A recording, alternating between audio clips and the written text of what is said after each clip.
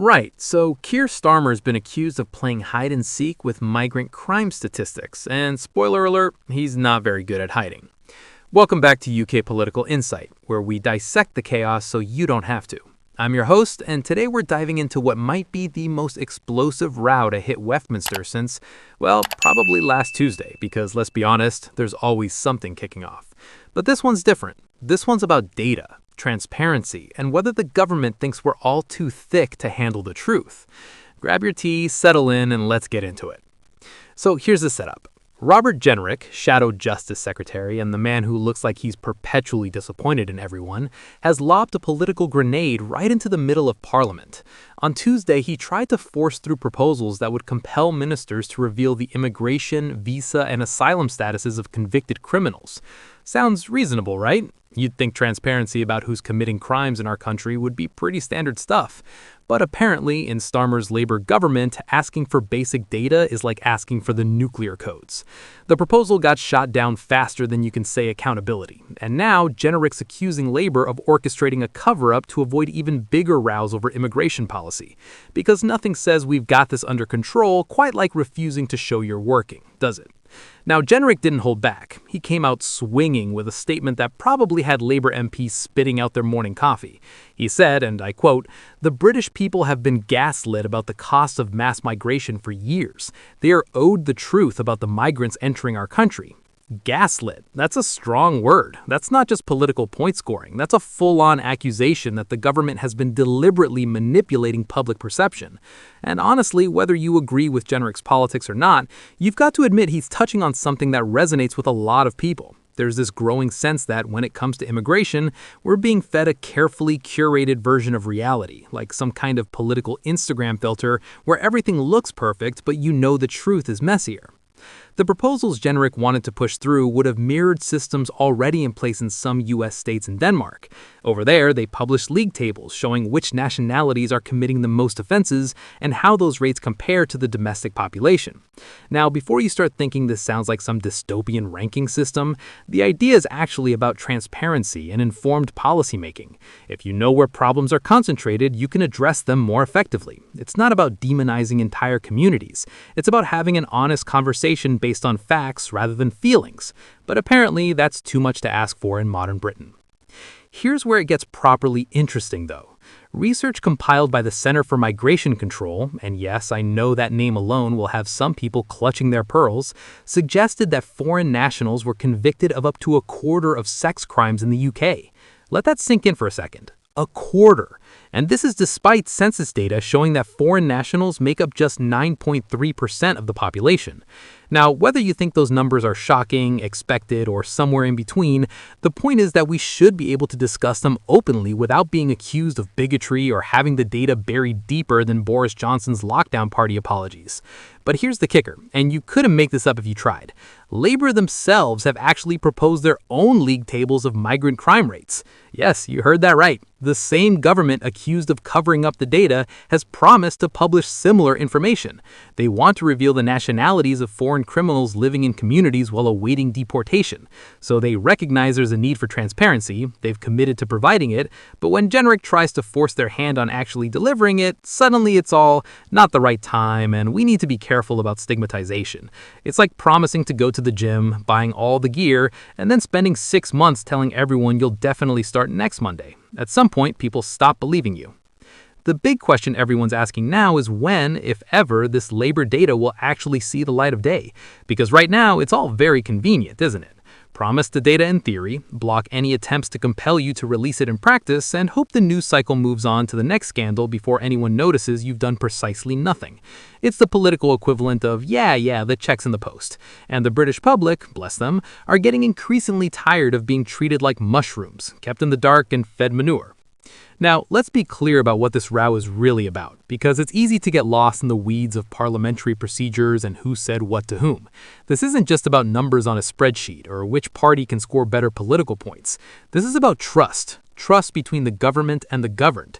Trust that when we're told immigration is under control, it actually is. Trust that when policies are implemented, we're given the full picture of their consequences, not just the bits that make the government look good. And right now, that trust is hanging by a thread thinner than Rishi Sunak's majority was before the last election. Jenrick is absolutely right when he says the British people have been gaslit about migration. For years, we've been told that concerns about immigration are either racist dog whistles or economic illiteracy. We've been assured that the system works, that integration is successful, and that any problems are isolated incidents blown out of proportion by the tabloids. But then, data like this emerges, showing disproportionate representation in serious crime categories. And suddenly it's, oh, well, we can't release that because it might fuel hatred. Well, you know what else fuels hatred? Feeling like you're being lied to. Feeling like legitimate concerns are being dismissed or, worse, actively suppressed. That's how you create the very division and resentment you claim to be preventing. The Denmark and US state models that Jenrick wants to copy aren't perfect. Nothing in politics ever is. But they do provide a framework for having difficult conversations based on evidence rather than emotion. Denmark, for instance, has some of the strictest immigration policies in Europe. And while that makes some people uncomfortable, it's the result of democratic debate informed by transparent data. The Danish government doesn't shy away from publishing statistics that might be politically awkward, because they trust their citizens to handle information like adults. Revolutionary concept, I know. Compare that to what we've got here, where asking for basic transparency gets you accused of stirring up trouble or playing political games. Labour MPs were reportedly whipped to vote down Jenrick's proposals, which meant this wasn't just a casual disagreement. This was a coordinated effort to keep this information locked away.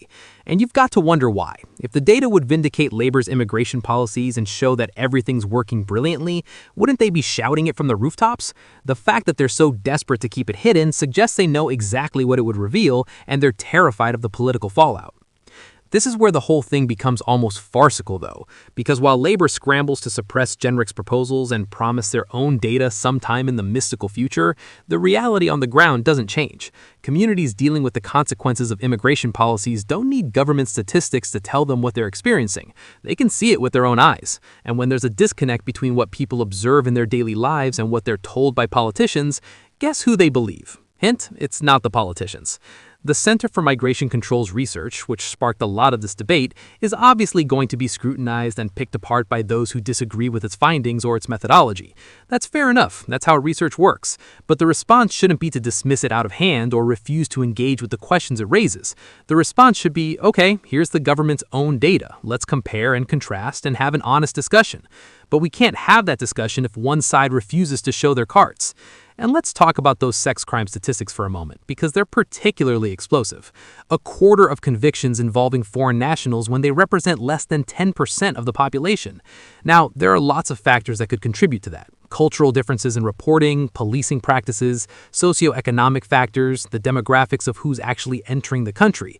These are complex issues that deserve serious analysis, not knee-jerk reactions. But you can't do that serious analysis if you're not allowed to acknowledge the data exists in the first place.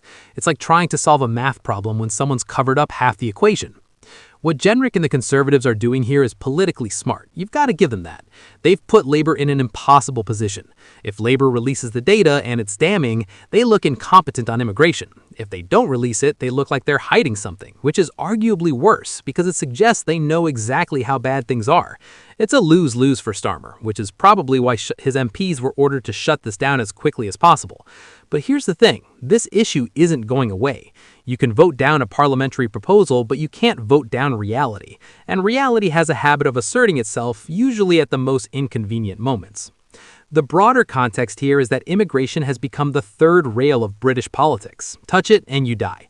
Politicians across the spectrum have become so paralyzed by fear of being called racist or xenophobic that they've stopped having honest conversations about the challenges of mass migration. And I'm not talking about the economic arguments here, whether immigrants contribute more in taxes than they take in benefits, or whether they fill labor shortages. I'm talking about the social integration challenges, the cultural tensions, the strain on public services, and yes, the crime statistics. These are legitimate topics for discussion in a democracy.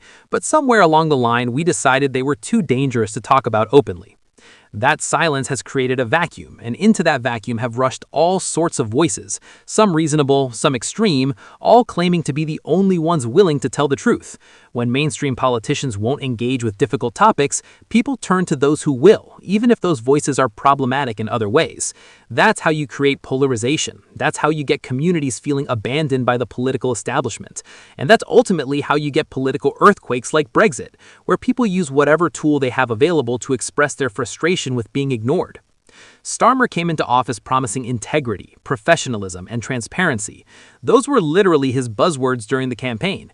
But this row over migrant crime data suggests that when transparency becomes inconvenient, it's quietly shelved for political expediency. Now, every government does this to some extent. We're not naive, but there's something particularly galling about promising to be different and then behaving exactly like your predecessors when the pressure's on. The fact that Labour has proposed their own version of crime data publication but won't commit to a timeline is classic political sleight of hand. It allows them to claim they're being transparent while actually doing nothing of the sort. It's the equivalent of, yeah, the check's in the post. And the British public, bless them, are getting increasingly tired of being treated like mushrooms, kept in the dark and fed manure. Now, every government does this to some extent, we're not naive, but there's something particularly galling about promising to be different and then behaving exactly like your predecessors when the pressure's on.